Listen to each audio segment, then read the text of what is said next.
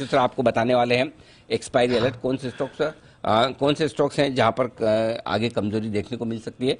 आशीष sir actually जुड़ चुके हैं मेरे ख्याल से। आशीष सर गुड मॉर्निंग, सुन पा रहे हैं, देख पा रहे हैं हमें?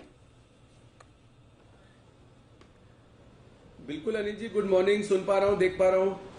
चलिए तो बढ़िया है। वैसे तो मार्केट का मूड माहौल खराब ही है, 17,000 के नजदीक ही है।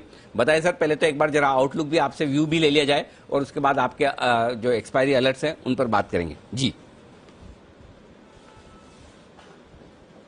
अनिल जी आउटलुक तो अब जो फ्राइडे को बात हुई थी सेम है कि जिस तरह से मतलब 150, 200, 250 कहीं से भी रिकवरी नहीं आई थी, जो मैंने शेयर किया था कि ये बहुत ही वीक साइन है, वही चीज है अनिल जी। तो मतलब आज हमने देखा कि ऑलमोस्ट बड़ा ब्रेकडाउन है और अनिल जी कोई आनंद फानन में रिकवरी नहीं दिखेगी आपको। और सबसे बड़ी बात है Anil ji expiry. Smart money है वो कभी आपको ऑब्लाइज नहीं करेगी एग्जिट देने के लिए। पहले अनिल जी जो ब्रेकडाउन हुआ था वो कुछ स्टॉक्स में हुआ था और आज हमने देखा almost complete across the board breakdown हो गया है। तो अनिल जी कोई भी रिकवरी मुझे भी किसी तरह की नहीं लग रही है और अगर कोई आएगी भी तो it will be sold out. Okay चलो, रिकवरी आए तो रिकवरी में निकलने का ध्यान रखें, बिकवाली होगी, ये साफ ट्रेंड दिख रहा है। तो कोई खास रिकवरी है और एक्सपायरी तो निकालनी पड़ेगी ये है। अच्छा, एक्सपायरी में अलर्ट के लिहाज से पहले उन शेयरों की बात करें जहां पर लॉन्ग पोजीशन बनी हुई है, वहां पर एक्सीडेंट्स हो सकते हैं, बताएं सर। अनिल जी इंसिडेंटली इस बार ना मतलब राइट टाइम पे पिछले एक हफ्ते से ही मैंने एक्सपायरी अलर्ट के ये अलर्ट डे की वेट नहीं की और पहले से ही मैंने शुरू हो गया था कि मतलब वो 5-7 स्टॉक्स हैं जिनमें तो लोगों को बचा लिया जाए और कह दिया जाए। और वो थे अनिल जी मतलब Tata power, Tata motor, Tata steel. और अब तो अनिल जी मैं देख रहा हूं कि इस बार कंप्लीट टाटा ग्रुप ब्रेकडाउन हो गया है। तो मतलब this fall is led by जो एक सबसे स्ट्रॉन्ग ग्रुप कहते थे या सबसे स्ट्रॉन्ग कोटरी जिसको कहा जाता था, Anil ji complete breakdown Tata group में हुआ है। उसके बाद सेकंड मेटल्स में हुआ और अनिल जी 3 दिन पहले हिंडाल्को को एक्सीडेंट में ऐड कर दिया था। 415 रुपए का भाव था, 376 रुपए। अनिल जी वहां से भी 10% टूट गया 3 दिन के अंदर। तो आई थिंक वो मेटल्स, टाटा ग्रुप और अनिल जी आज तो जैसे मैंने बोला जो स्ट्रॉन्ग स्टॉक हम कहते थे जिनमें हमारे स्प्रेड्स बने हुए थे, जी, कॉनकोर, वो सब भी अनिल जी मतलब कंप्लीट ब्रेकडाउन में। अब देखिए अनिल जी जो अच्छा स्टॉक है या जो कोई है, अब स्प्रेड से तो जो लॉस होना था थोड़ा बहुत हो गया, लेकिन बाकी अब आपको सौदा संभालना पड़ेगा। बट अनिल जी अब देखिए सिर्फ यही बात होती है जो लास्ट तक वेट करता है या एक्सपायरी अलर्ट को समझ के पहले ऐड करता है। अनिल जी अगर किसी ने 3 दिन पहले भी हिंडाल्को में ऐड कर लिया होता 10%, 3 दिन पहले किसी ने टाटा पावर में, टाटा मोटर में, अनिल जी वहां से भी 5-5, 7-7% है। तो अनिल जी आपके देखिए कि मैं इतनी कोशिश करता हूं या आपने भी जो अपॉर्चुनिटी दी हुई है, इस अलर्ट का मतलब ही यही होता है कि आप अपने लॉसेस को मतलब आप अनिल जी प्रॉफिट जब फंस जाते हैं तो प्रॉफिट करना तो मुश्किल होता है, लेकिन आप अपने लॉसेस को मिटिगेट कर सकते हैं।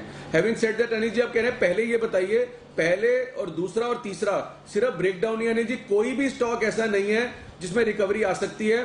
हाँ ये जो बैन वाले स्टॉक है अनिल जी, अंबुजा, डेल्टा या इनमें अगर जब बैन खुलता है आखिरी 1-2 दिनों में तो शायद कोई बाउंस बैक देखने को मिल जाए कि क्योंकि इसमें कोई मतलब ऐसी ट्रैपिंग नहीं हुई है कि सबको एग्जिट मिले और ऊपर के भाव पे।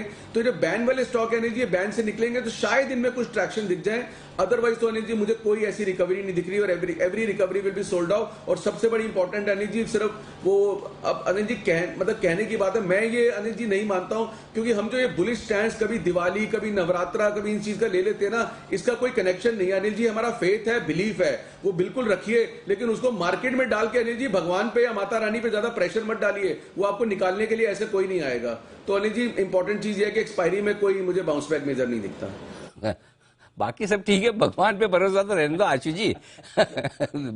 किसी पे तो करना पड़ेगा ना भरोसा, किस पे करें? अनिल जी मैं तो कह रहा हूँ बिल्कुल भरोसा, अनिल जी बिल्कुल भरोसा रखना चाहिए। लेकिन अनिल जी मैं हर दिवाली पे और हर नवरात्रे पे मतलब मैं भगवान पे ही प्रेशर डाल दूं कि मेरी पोजीशन में निकालने आए तो ये तो अनफेयर होगा ना अनिल जी हमारे लिए। तो मेरे ये जो कनेक्शन है ना अनिल जी, मेरा मानना है कि जो दिवाली का जो ये जो नैरेटिव है ना कि दिवाली तक ये हो जाएगा, दिवाली तक वो हो जाएगा, इससे लोगों को ज्यादा नुकसान हुआ है। अगर आप अनिल जी इतनी रिसर्च करते हैं ना, आपने गणेश चतुर्थी वाली रिसर्च निकाली है, आप ये दिवाली टू दिवाली वाली भी रिसर्च निकाल के देख लीजिए। पिछली दिवाली पे भी अनिल जी सारे इंटरव्यूज और दिखा लीजिए दिवाली से दिवाली पे क्या हुआ।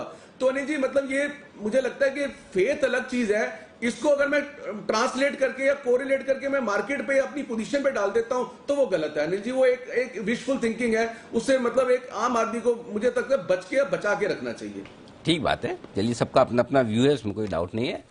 काफी ऐसे पिक्स हैं, कम से कम मेरे पास तो है, दिवाली से दिवाली काफी बड़े हैं, बट एनीवे। अच्छा बताए, शॉर्ट साइड पर कोई एक्सीडेंट्स हैं? नहीं अनिल जी, शॉर्ट साइड पे कोई एक्सीडेंट नहीं है, टोटल लॉन्ग साइड पे फंसे हैं। शॉर्ट साइड पे मैंने बोला कि शायद जो बैन स्टॉक्स हैं जब ये निकलेंगे तो थोड़ा सा ट्रैक्शन आ सकता है अगले 2 दिन में, क्योंकि अब ये फॉल थम जाता है। लेकिन अनिल जी 17,050, 16,900 और 16,900 टूट गया तो 16,650 यहां तक के लेवल भी खुल के आ गए हैं। अनिल जी मैं फिर बोलता हूं 17,500 से नीचे की मंदी नहीं दिखती थी, लेकिन वो जैसे ही उस दिन जिस तरह का ब्रेकडाउन हुआ फ्राइडे को, तो समझ आ गई कि वो जो 300 पॉइंट मिस हो गए हैं अब वो बहुत खराब हो गए और expiry can be very bad. तो ये है आपके लिए आशीष सर की राय। और